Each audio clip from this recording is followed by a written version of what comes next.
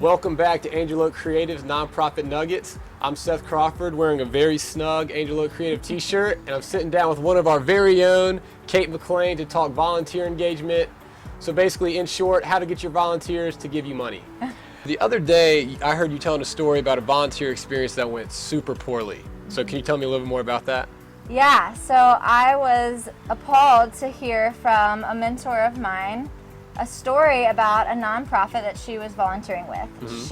Her background is she had been in the corporate world for years, had stopped when she had 3 little bitties at home to take care of, and was getting her feet wet again in the professional space. And so she started volunteering on a very regular basis, hours weekly, with a nonprofit in the area.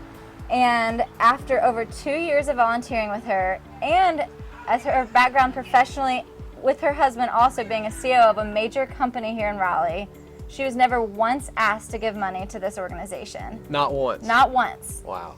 And she really wanted to invest. She had the capital to invest in it and clearly just identified very deeply with the mission as a part of it as a volunteer.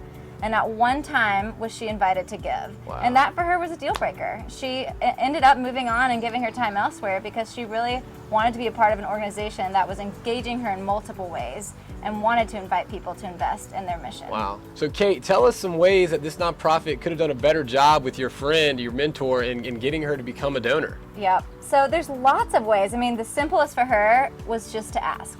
To put her on the mailing list, the email list, the print mail list, whatever it is that asks people to invest their treasure in the organization. Right. But for any nonprofit, if you have regular volunteers especially, you need to use technology to track their engagement with you. And not everyone has the resources to give, but they're already your champions. They're already bought into your mission and they're giving their time to it. So you might as well invite them to give their financial resources to bring the mission to life even more. So that's one nugget that they could use to make their nonprofit better.